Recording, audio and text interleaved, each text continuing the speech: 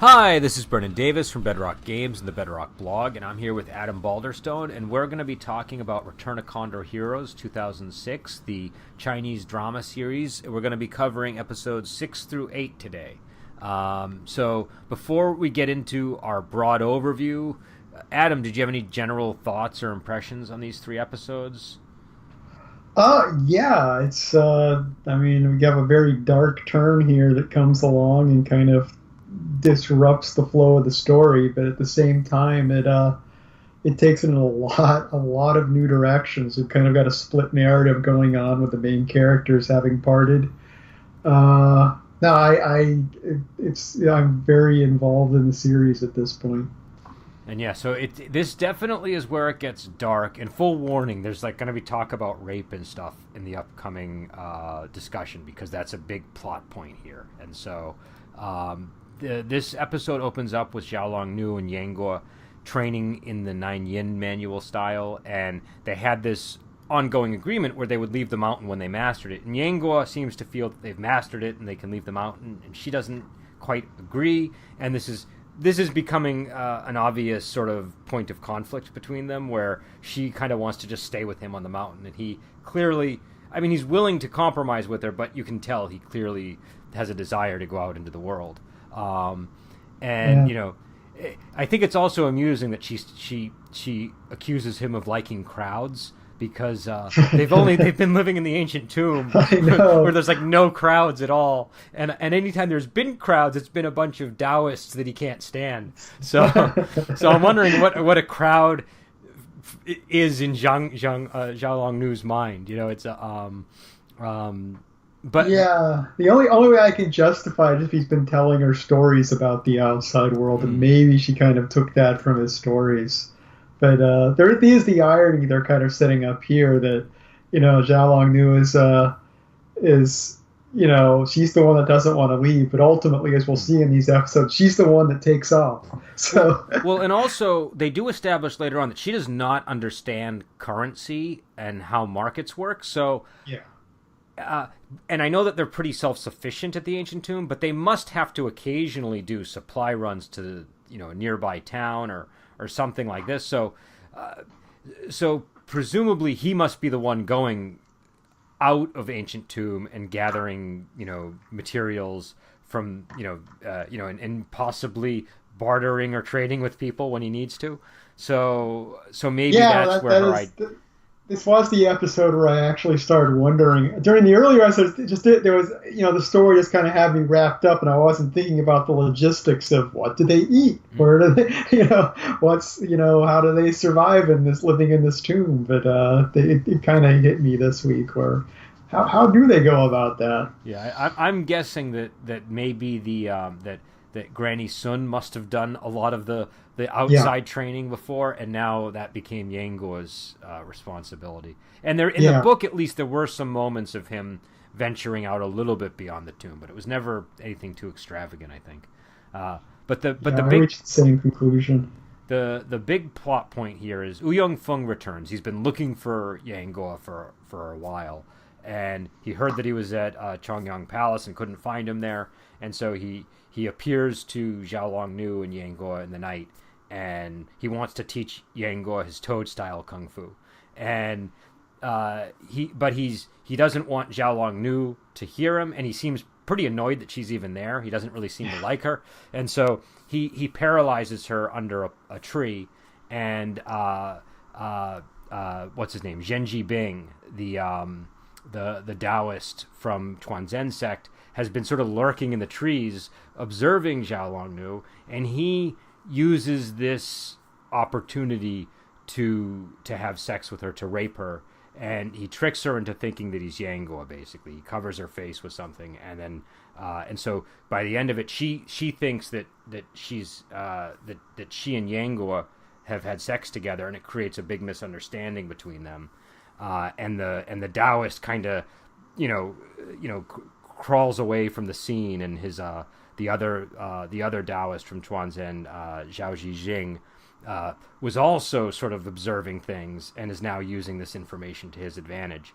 And Yanguo, while Zhao Longnu was paralyzed, spent some time training with Ouyang Fung, and then he explained, because he's been learning the Nine Yin manual properly, he explains to Ouyang Fung that he learned it wrong, basically, and this causes great confusion. He's not sure, is it up, is it down, like which, because the whole thing that happened in the previous book was Huang Rong deliberately taught Ouyang Fung Nine Yin manual incorrectly, and it drove him crazy. And the thing that I like about how they use Ouyang Fung in this story, and particularly in this moment, is that we get to see sort of the long-term consequences of that, like, little clever thing that she did that at the time was like, yeah, that's like, that's like a really great tactic, and you really wanted to stick it to Ouyang Fung, but now the writer is sort of forcing you to deal with the fallout of the plan. And you can sort of see it's like really broken Ouyang Fung's mind, and he's deeply confused about who he is, and like all of his meridians are just all messed up because of the deception that Huang Rong played upon him, which at the time was a necessity, but it's just that you're just kind of now sort of seeing this. But the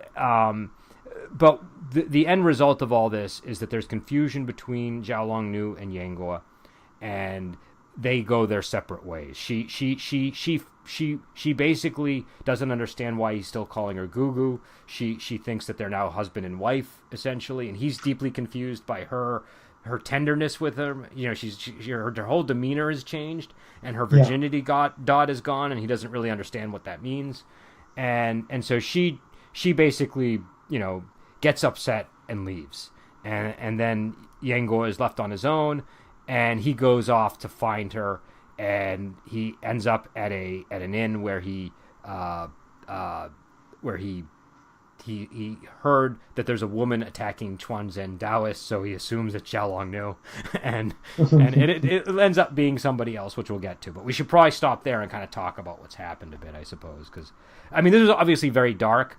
The first time I saw this, I was almost ready to stop watching, because I was like, I don't know if I want to watch a movie or show where this is like like the big thing that starts happening in it, and I think that in the end it was worth sticking with it, because it's a great story, but it's not something that you're expecting to happen unless somebody warns you about it in advance, and it kind of comes out of nowhere. It's handled very well, I think. It's very, the typical romance story cliche of two characters have some misunderstanding that splits them up is a really common, tiresome trope. But, I felt like in this one, it had enough weight to it that it actually kind of worked. And,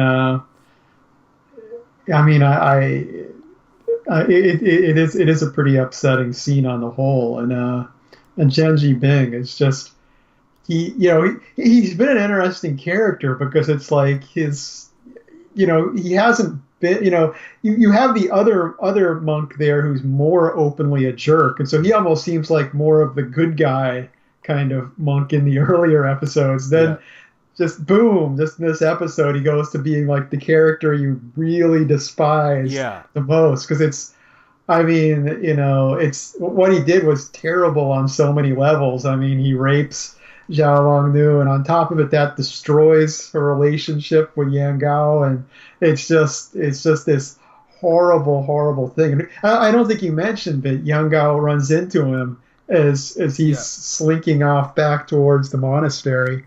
And that's actually a really important scene, too, because he catches him, and he can tell that he's been up to no good, because he's, like, disheveled, and he's like, you've been doing something shameful, I know it. But Yang Guo's in a good mood, because he's just been training with Ouyang Fung.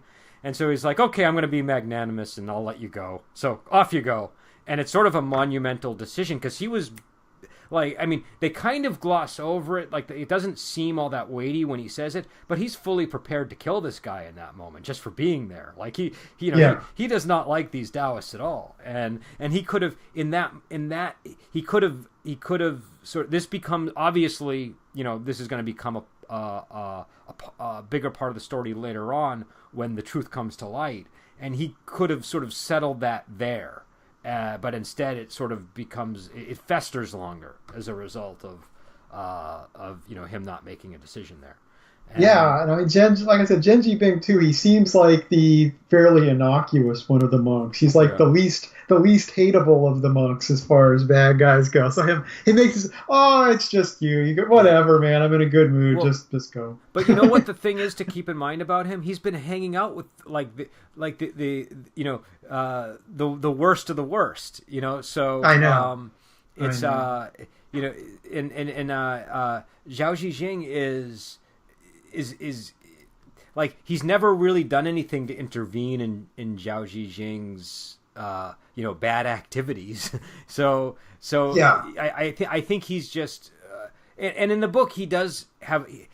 I mean, I don't want to spoil exactly where this goes, but I think he's slightly more sympathetic than Zhao Zhijing, but not by Yeah. much. Not by much. Not by Yeah. much. Yeah, exactly. He's sympathetic because he's not as big of a jerk. It's Yeah. not what he does. It's not like he's done wonderful Well, things. It's just up until this point he hadn't done anything terrible, and so you're like, yeah, whatever. and if you stopped their stories right now, in the grand measure of things, Genji Bing would be worse. But things that come down the road with Xiao Zhijing, he just stacks on more and more. Bad It's all things as down. he goes. Yeah. Once he's Yeah. stalked down this path, he keeps going, huh? Um, Yeah. That's so, yeah. but This is. oh, go ahead. I'm Go on. sorry. Sorry. No, go.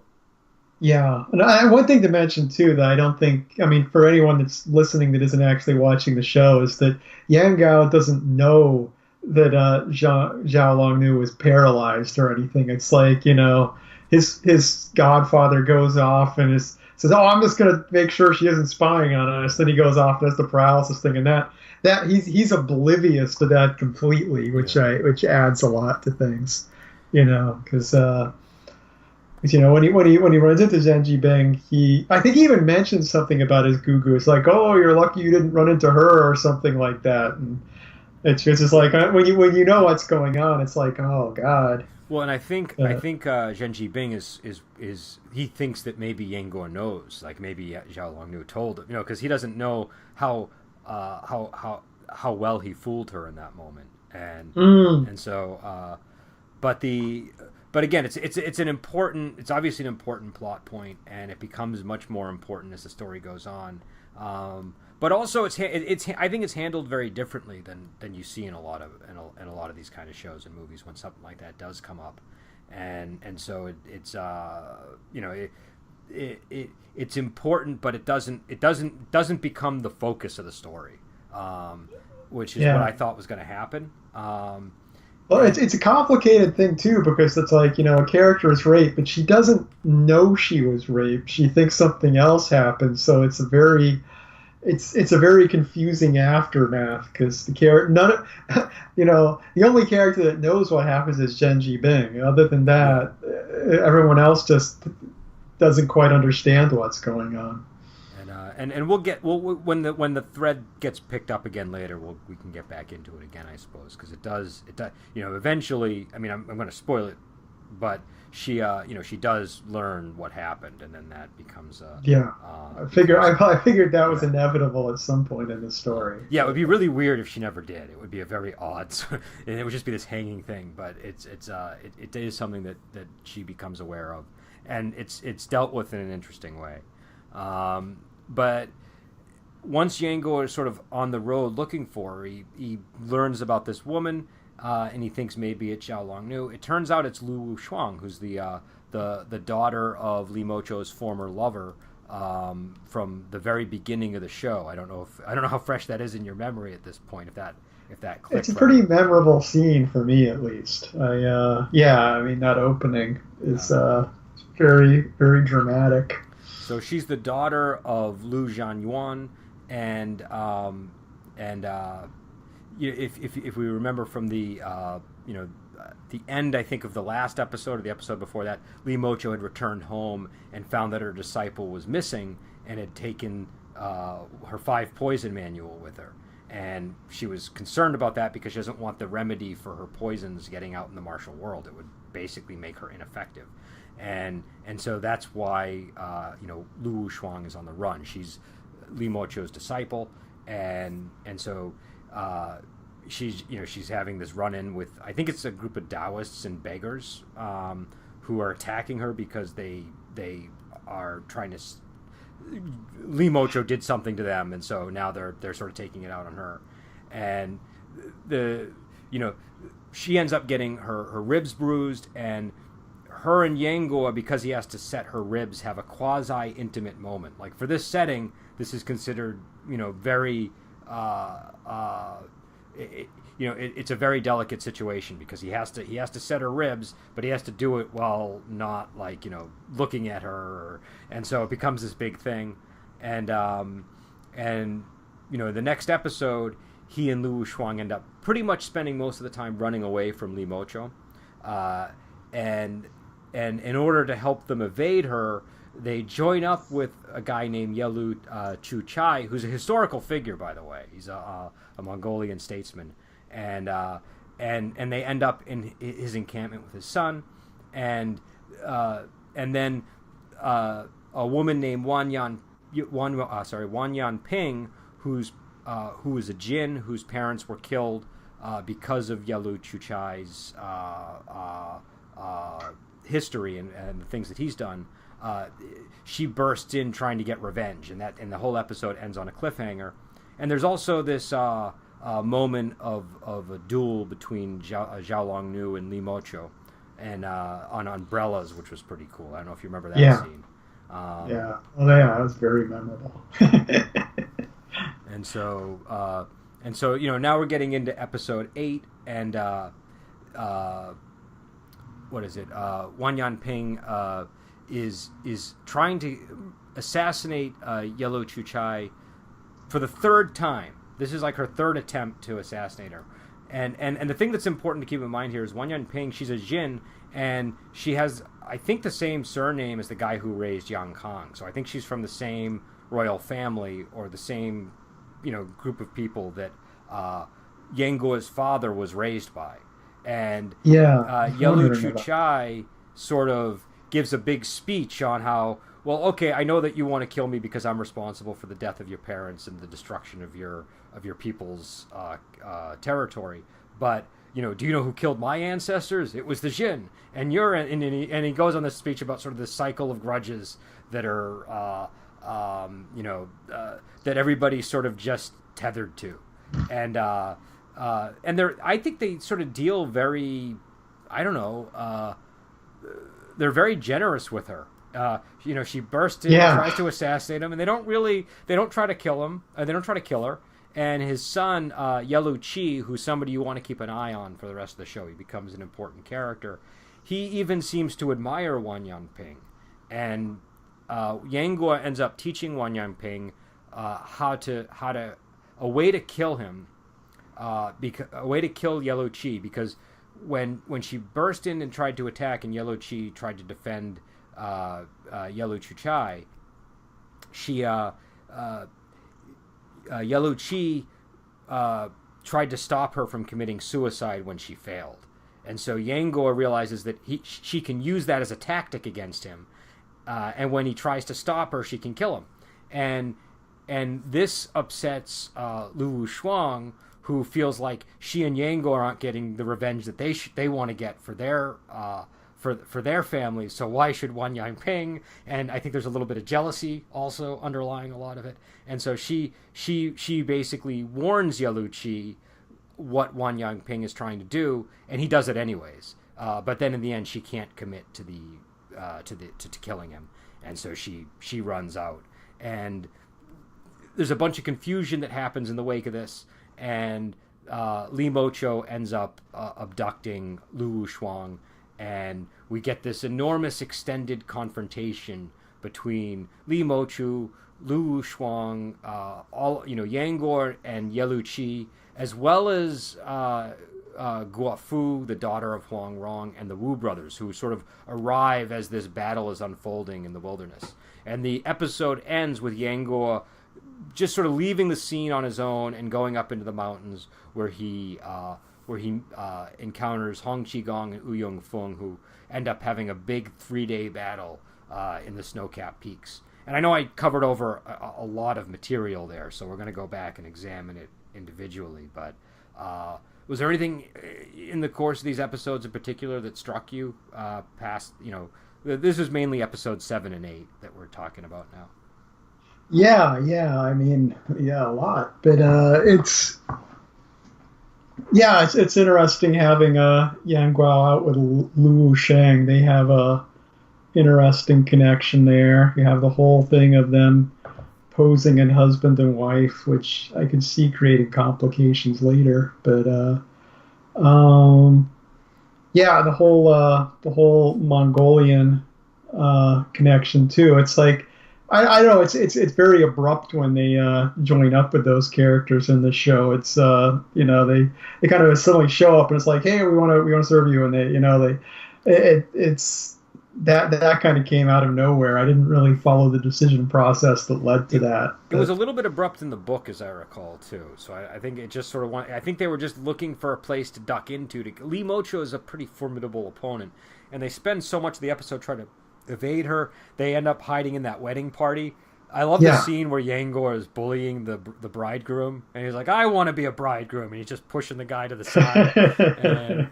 And there's a lot of great moments over the course of these scenes, but I think they just really needed to sort of find somebody that they could tie themselves to, who might be able to give them some protection against Li Mocho, and so and then it ends up obviously taking things in an even more wild direction, I suppose. But also the whole scene where Wan Yang Ping, who again is a character that kind of comes out of nowhere. She literally bursts through the door. You have no idea. The viewer has no notion of who she is when she appears. And yeah, we haven't even really gotten a chance to know Yellow Chuchai or Yellow Chi at all yet. It's like all of a sudden there's this new character bursting in to kill them. So it was interesting, but it was very abrupt. Yeah, this section of the story, we're getting a lot of character introductions. So in episode 8, I mean, technically they appeared in the end of episode 7, but I think it's episode 8 where these things really kind of start to, where they really sort of deal with these characters. So you get Yellow Chi, Yellow Yan, Wan Yang Ping, Yellow Chuchai, the Wu brothers, Guofu, and Hong Qigong. Now, granted, Hong Qigong they're reintroducing. If this version of the show was more true to the book, Guofu and the Wu brothers would also be familiar at this point. But they're not. They deal with it in a line of dialogue. So while they're all dueling Li Mocho, a woman and 2 men arrive, and this is and they're preceded by the 2 condors that are associated with the Gua couple. And Guofu is the daughter of Guo Jing and Huang Rong. And so Yang Guo has a flashback to Peach Blossom Island where he's being beaten up by the Wu brothers and Guofu is urging them on.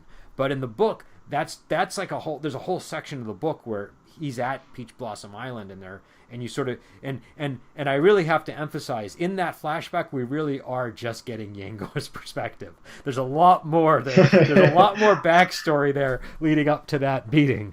You're saying Yanguo may have been a jerk to some degree himself? Yeah, I find that very hard to believe based on everything we've seen of him, but I'll take your word for it. But yeah, so I don't know what were your, because these are really important characters. Guofu is a central character to the book, and the Wu brothers are very important. Everybody we met here is pretty significant. But what did you think of the Wu brothers and Guofu? Guofu, so far I buy her as Huang Rong's daughter. I don't know, we don't have much of her, but I'm like, okay, I mean, that's what helps. These aren't new characters, but they have a very, they're the daughter of 2 characters I know very well from other things, and the other 2 are the disciples. So it doesn't feel like overload to me just because these characters have context. They're attached to characters I know, so I'm immediately interested in them, and I want to know more about them. So I felt like they were introduced in a good way. And she definitely becomes very important as the story goes on. What did you think of Lu Shuang? Because that's another character they introduced. I feel like she was somebody who really is memorable in the course. She doesn't get lost in the mix of characters like some of the other people might. But I'm enjoying her on the whole. It's like she's, there's a little over the top in the rib setting scene, but that scene is kind of going for a little bit of comedy. But on the whole, I'm really enjoying her character. Yeah, and that's something in general to sort of in a lot of these shows. There's like like in the moment where Yengo is setting the ribs and she starts freaking out. I think she even starts crying, but it's not like a real cry. It's like a I Yeah, need it's attention cry. It's what it is. It's like a stagey. Lucille Ball cry. It's Yeah, that kind of a cry. exactly. There's a lot of that kind of acting in these shows. So just sort of that it's just a way of of highlighting an emotion in the scene or getting a little bit of a laugh. But I would say file it under sort of Lucille Ball style crying. Um, Yeah, yeah. I mean, it's basically kind of a case of her being set up in the earlier scenes as being kind of this badass, and now she's kind of being all you know a baby about the rib setting. yeah. But it's kind of a back and forth thing. But I'm really enjoying the character. I mean, she's got an interesting background. I like her chemistry with Yang Gao too. I think they're a really interesting pairing for traveling around, having adventures together too. Well, they're both very willful characters. Uh-huh. I think she's what we would call her in here a tough cookie. Like she just has that sort of Yeah. that I don't know that you sort of immediately respect her character, and she's also crippled, which you can barely notice in this show. But like one of her I think her right leg was permanently crippled by Li Mochu when she was first abducted.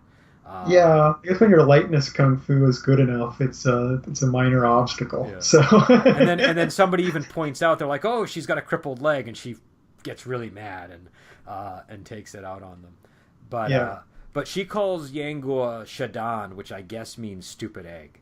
So that's why Yeah. So that's why she's saying it the way she's saying it in those episodes. I liked his name, his response to him. How did you know my name? Yeah.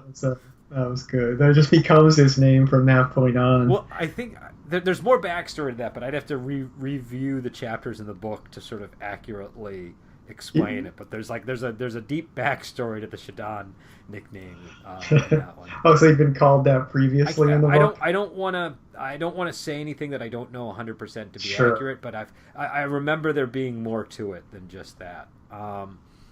So we also get the Wu brothers, who we don't really know much about, but they sort of an important part of the backstory here that they really gloss over. Like you don't even know that this happened in the way that they shot the scene in this one. But when Li Mocho went to Lu Manor and killed the Lu family, the Wu brothers and their parents were caught up in the mix of that. And their father, I think his name is Wu Santong, he, number one, he's one of... do you remember the fisherman from Legend of Condor Heroes from the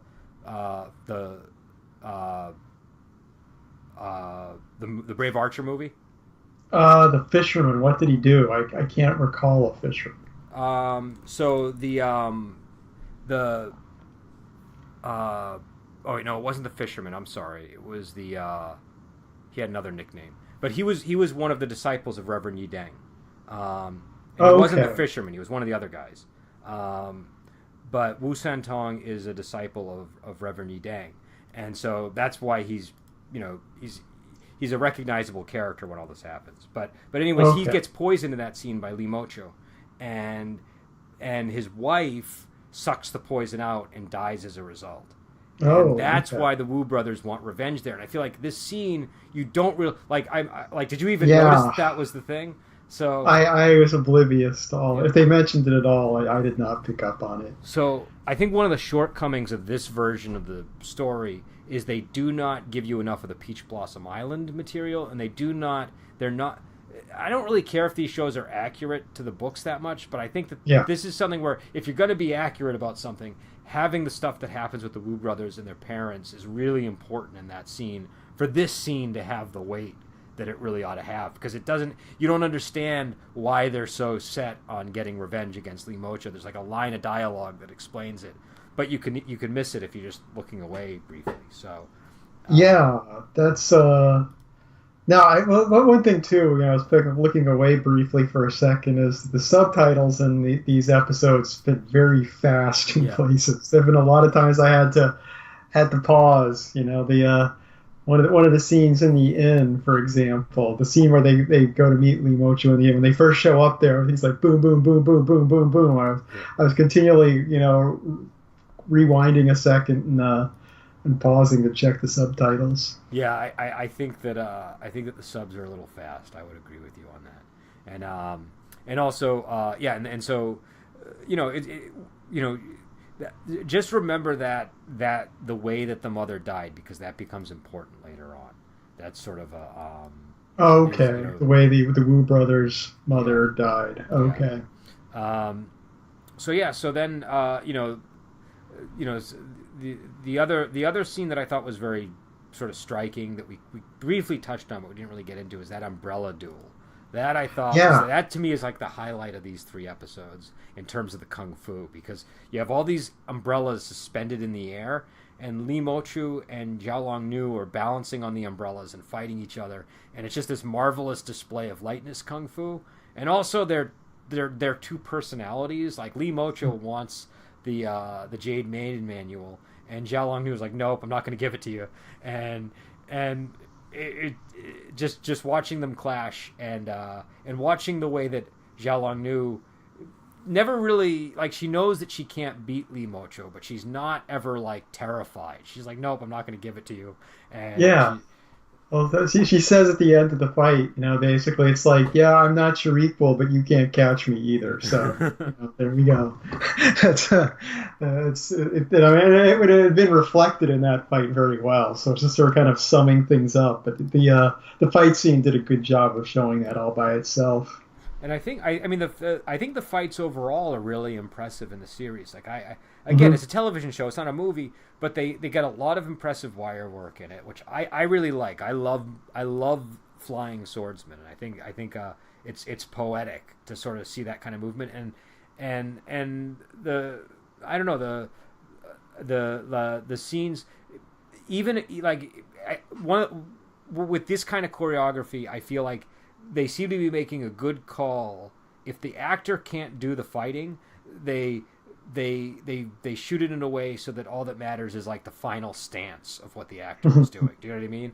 Yes. And if the actor can do the fighting, they have the act. And so it's or maybe they bring stunt people in. I haven't been paying too much close attention to it, but I think it all looks really visually pleasing, and and so and there's a lot of it. There's an awful there.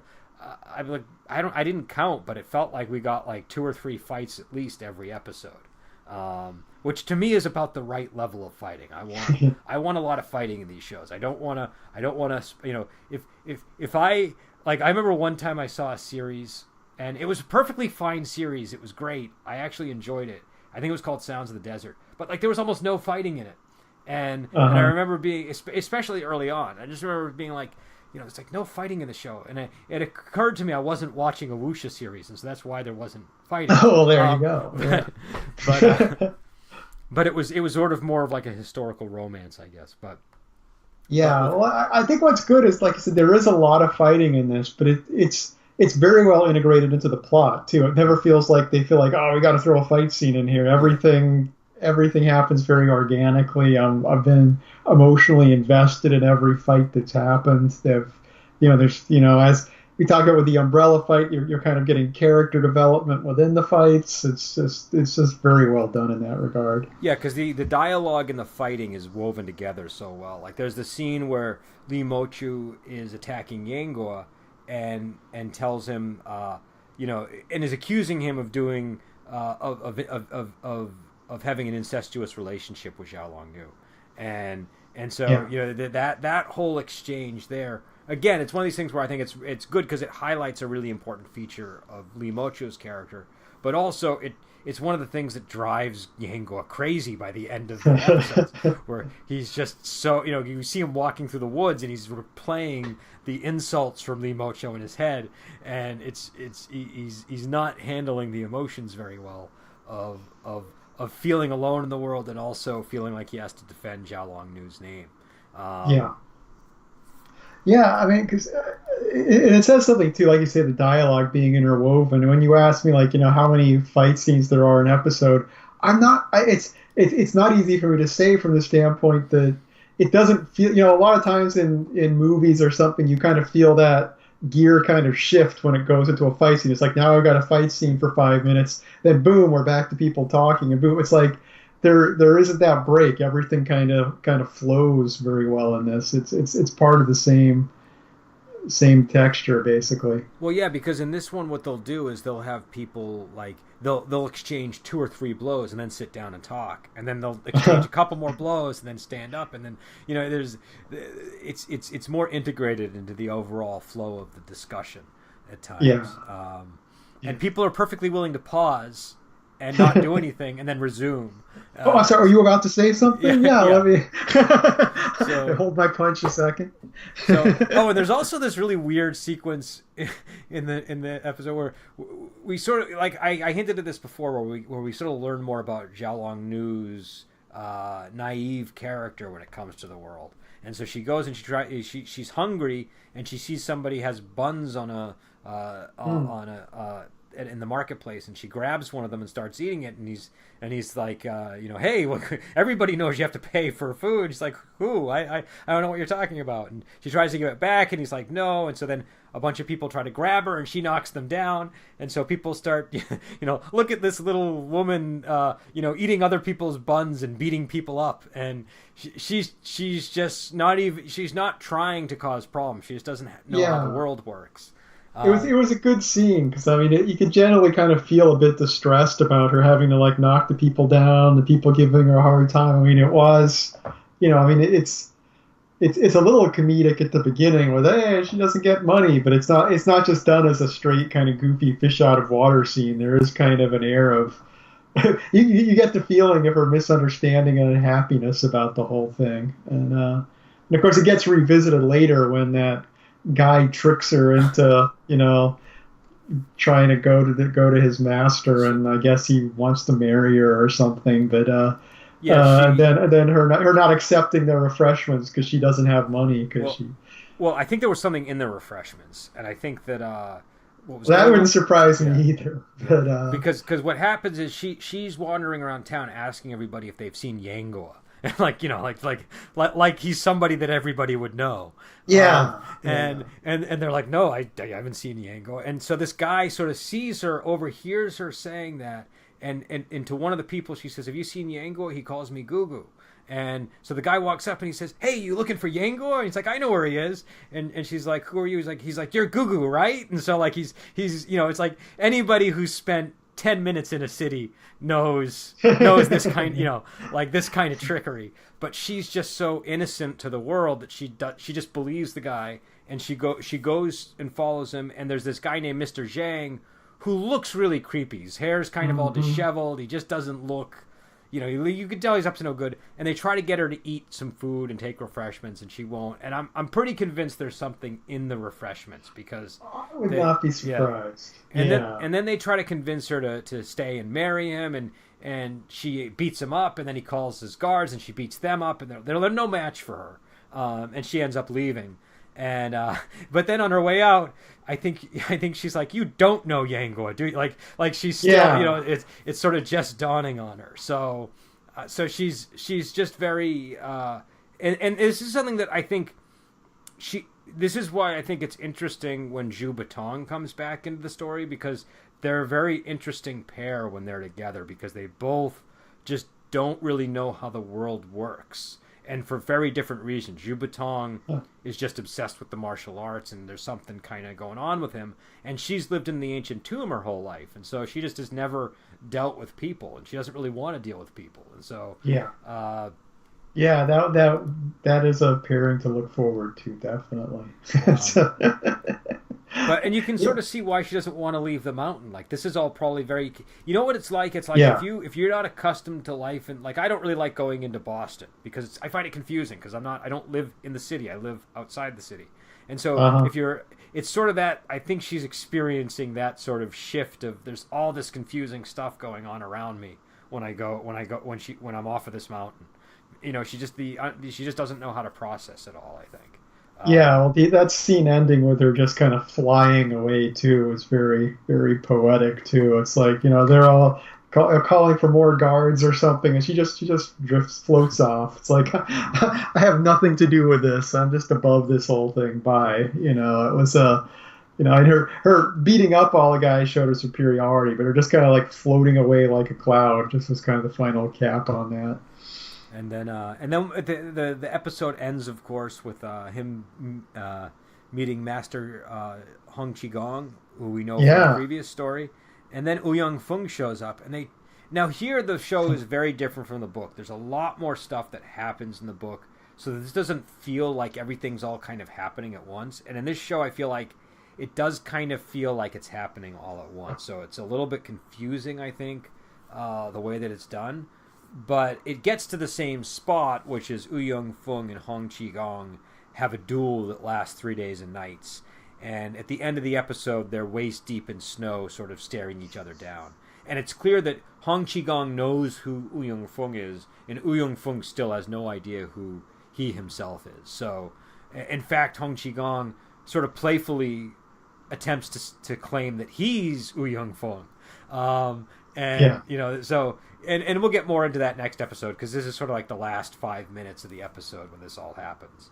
To call back to our last movie review where we had a sandstorm sweep in and bury everyone, partway through the middle of it. This time it was 3 days, so it was a little less dramatic that they were up to their waist. But we don't know how long so the Dragon Inn battle, we don't know how long that was supposed to take place. It's possible they were trying to convey the passage of time with that's true, because that's something that you see a lot of in these kind of shows and movies where, like especially if it's based on a Louis Cha story, characters will fight for days at a time sometimes. Like it's that's an Arthurian thing too. In Arthurian legends, they like to do the thing of then the two knights fought each other for 3 days thing.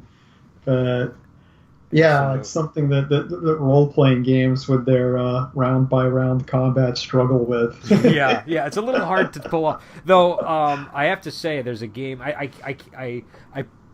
don't really. I shouldn't say too much about it because I don't. It's in development, but I know of a game that has a very interesting way of handling that issue. And I'll ask the writer and see if he wants to talk about it when he comes back on the show, because it's related to the genre. It's a wuxia game, and I was pretty.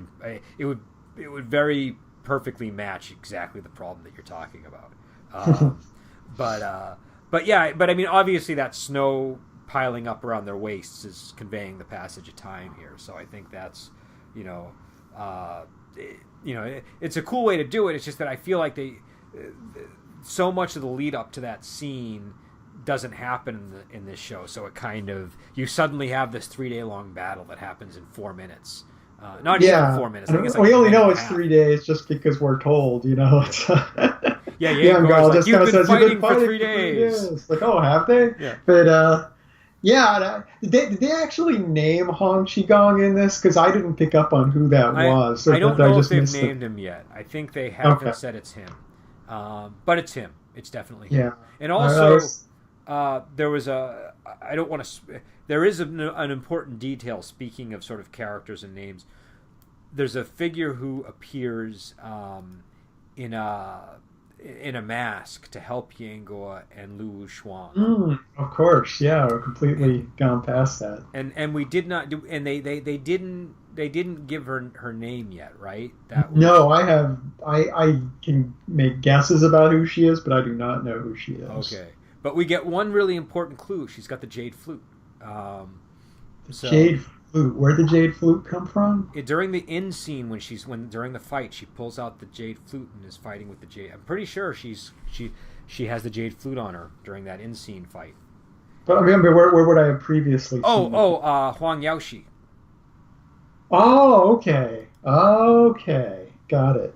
So I won't give anything away. I'll just, because I think this is a more interesting. That actually goes with one of my guesses. Because Hong Qigong, you're supposed to kind of know who that is, but she's in a mask, so I feel like it would be inappropriate for me to tell you anything. Yeah, no problem. Yeah, like that fits with what I'm guessing in any case. So yeah, Yeah, because that's Wong Yaoshi's flute. if you remember too, Huang Yaoshi also wore the human mask like that in the. Ah, In Brave Archer, it was a little unclear because it just looked like a clear sheet of something over. It wasn't totally clear what was going on, yeah, yeah. but He yeah. didn't have. So I don't know how are you feeling so far. We're on episode 8. You know, Oh, I'm into it. I'm looking forward to continuing on. I mean, the cliffhanger kind of, well, not, I don't know if it's quite a cliffhanger, but just the big final scene there with the big fight with the two old masters. I'm excited to have them show up, knowing I didn't know it was Hong Qigong for sure, but I'm interested now he's back in the story. I kind of I wasn't actually sure he was still alive. As I've just watched the Brave Archer series as my previous introduction and not read the book, I wasn't entirely clear if he survived the second one or second of those movies or not. But I guess he did. and yeah, because he was left in a very precarious situation at the when we last saw him. Yeah, Did yeah, now, and I don't want to put you on the spot. So if you don't have an answer to this, just say you don't have an answer, and I'll sure. happily answer my answer. But in terms of gaming, now that you've sort of been able to see like a longer form version of one of these wuxia stories, you know, any thoughts like on how this might be applied to gaming, or what what you might do if you were trying to run like a wuxia scenario? Huh, that's an excellent question. Well, I have some idea of your answer because I've played in your Wuxia games, but that's kind of the ultimate answer. Uh, but yeah, it's. I mean, you need a big world with lots of characters. That's like an essential requirement. If you don't have these multiple sects and factions, I mean, to go with a non-wuxia game just to keep the variety going. So obviously, I could talk about your game, but that's it. But RuneQuest is a game where everybody can belong to different cults, and you like by belonging to a cult, you learn things. You get training from your cult and so on, and they all have different advantages they can give you. It's like something like that would work. So yeah, you need factions, you need these characters. I mean, a sandbox does seem the optimal way. You want characters to be able to wander around and make their own friends and enemies. It's like it shouldn't. It's not a game where you want everyone to be an instant bad guy or good guy that's canned where your enemy. It's set who your enemies are. You should be able to make your own enemies. If you're playing in a wuxia game, I think. Yeah, well, it's interesting because it is very episodic, and so you get this sort of sense of like it does feel. I mean, there is an overall story, and things do sort of there are these dramatic moments that happen that are important, but you do get the sense that Yango is just kind of wandering around. It's sort of how it Yeah, feels. It feels like he's just wandering around, and sometimes he sticks with people, sometimes he goes and chases certain things that interest him, and then he's always ultimately still sort of striving for Xiaolong Nu in the story. That's sort of the thing that he's always aiming for here. But it does yeah, kind of feel like a sandbox. I would agree with that. And I think that's something that sometimes surprises people when they and again, wuxia is a very there are a lot of ways to talk about wuxia, and there are a lot of ways to sort of there are a lot of you could read a bunch of different wuxia stories, watch different wuxia movies and shows, and you could come away with different lessons. So I don't think that this is I'm not saying that sandbox is the only way or the right way to do it, no, but it's no. definitely a way that you could definitely build a sandbox campaign modeled after this show very easily.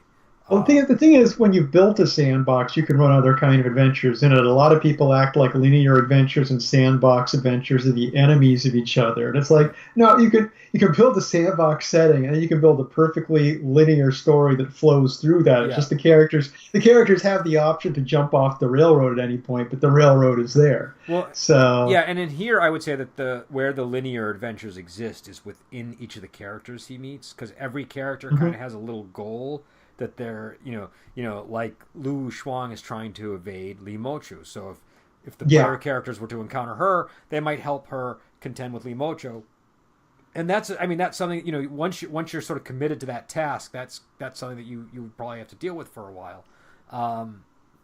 So I think, and you see that with each character that he sort of bumps into. Everybody's kind of pointed towards something, that could be an adventure in a sandbox setting. Yeah. Another thing I'd say you need a system where people can get out of fights, because it's like it's pretty typical in these kind of stories to encounter someone like Lee Mochu where you don't have a chance in beating her. Whereas in your typical traditional role playing game, when you have a fight, everyone lines up and they fight until the other side is dead. You generally weigh it so the players are going to be the ones that win. Yeah. And that's not going to work in Wuxia, because there are going to be these big characters that are kind of scary, and the players are going to need to level up in a way to beat them, but they should encounter them before they've reached that point. So you want to have a system where, well, I mean, the players obviously have to buy into that. No system in the world is going to help you if the players are just like, I'm going to keep fighting. I'm going to keep fighting. No, that can definitely happen. I've seen that happen. But yeah, well, a few things going for you when it comes to overpowering NPCs in a wuxia campaign like that. Like if you do encounter a Lee Mocho, even Lee Mocho can be reasoned with. And yeah, that's true. She wants very concrete things. She does tend to fly off the handle, so there is that. You get to be really careful when you're negotiating with a character like Lee Mocho. But if you can give her something she wants, you could certainly survive an encounter with her. If you can run away, you could certainly survive an encounter with her. And all characters in this sort of setting, at least try to adhere to some sense of politeness and respectability. So if you say and this is actually clearly spelled out in the book, if you say to somebody in this world, I don't want to fight you today, but I'll fight you in a month from now at this place and time, they're kind of honor bound to do so. And that's the author steps out of the narration to say that in a moment when it happens. I think it's in this book. It might have been one of the other ones, but it was definitely a Lewis Cha book. And I'm pretty sure it was Return of Condor Heroes. And so that not every NPC is going to adhere to that code, just like, Yango and Xiaolong Nu, they fall in love even though most characters find what they're doing to sort of violate the Confucian sort of principles of master-student relationship. But those characters will be exceptions. So as long as they're not contending with an exception, they should be able to negotiate their way out of a fatal flight and at least delay it so that they can come up with a plan. Well, yeah, I mean, your point about being able to negotiate with Lee Mochu, that goes back to what I'm saying is you don't want to give characters preset enemies. Like, this person is your enemy and it's your goal to wipe this person out in the campaign. Isn't as good a goal in that, because you never know who you're going to work with or be able to kind of deal with. So it's like, yeah, she is a very villainous character in this campaign, but it's not. It's in a complicated way. So she has her very specific goals. Her goal is not to wipe out the main characters. That's just sometimes is something she has to do. Well, wants to do. No, you definitely have to always be open to that possibility, because again, they're occasionally going to run into people who are crazed, obsessed characters that want their one thing and are going to be harder to contend with than others. But I do think that it generally works better if it's a sort of thing where the characters are making choices that result in who their main enemies become. Now, and things might be tilted a certain way. If you run into a Lee Mocho, chances are you're going to become enemies with her. Do you know what I mean? Like that's a very strong likelihood, following an encounter with her. But it's not a certainty. Definitely. And so I think that's the key thing. On the gaming angle, I'm reminded of Shadow Fist, which was the card game that Feng Shui was based on, the collectible card game. And one of my favorite cards to play in that game was the We Meet Again, this time as friends, where you could bring in, if you're playing a faction, you could bring in a character from another faction to your side to work with you for one fight, So it was it was just the classic trope of, you're going to be working with your enemy this time. So, no, and that happens a lot. And you'll see that even with, because Yango has an odd relationship with Lee Mocho. Like, when he meets her in the inn, he takes off the mask and kneels and greets her as his senior martial uncle, because she's she's the senior member of their sex. So that occasionally, again, it never becomes the friendship that you in the back of your mind hope it could become, but they have moments. They have moments of mutual respect, I think. But one of the things I was thinking as I was watching this again is how so much of this is Yango having a series of random encounters. And random encounters in general. Yango himself is a random encounter. Like the scene in the wedding caravan, one way to look at it is Yango was the character who had the random encounter with the wedding caravan. The other way to look at it is that unfortunate bridegroom had a random encounter with Yango. So no, I could definitely see that going either way. I mean, you could have that scene and the PCs are kind of part of the wedding party, and Yango just comes barging in. It's like, oh, this is my wedding now. Hang on, guys. But what would make it such a good encounter is, number one, I've been toying with this idea of wedding encounters, and like anytime, like, because weddings happen in my campaigns, and so sort of coming up with encounter tables for weddings. Not every wedding should have an encounter, but some probably should. And so, if a encounter happens, you roll on a table and you might get something like that. And what I love about this scenario is, first Yango shows up, and it's like, oh, Yango is the threat. He's going to beat up the bridegroom. The bridegroom has to set him up. No, the real threat is Limocho. She's actually a threat to Yango and to you. And so you now need to work with Yango if you want to survive the ensuing encounter with Limocho. The idea that the person who sort of comes up to you and is aggressive is actually just trying to use you in order to fend off an even greater threat is I think something that would work well on a campaign. And again, just all the all of the little encounters that he has are ways that like small encounters could be turned into more if you don't automatically, and like if you're rolling on a random encounter table and say you get like a nun of this sect or whoever, somebody, if you have a lot of human type results on your table, not automatically assuming it's that the person is at odds with you, but maybe considering that they're at odds with somebody else and that's the encounter, that sort of thing. So treating some encounters as situations that you're stumbling into, rather than, oh, there's just this person walking down the road and heading towards me. And one thing I like about these, this genre as a whole is it feels very much like you're always part of a bigger world. I mean, I said about the game of yours that I'm playing in, I think it was already 15 sessions into the campaign when I joined it, and it made it feel more wuxia-like to me because I'm being thrown into this story that's already happening, which is such a wuxia feeling.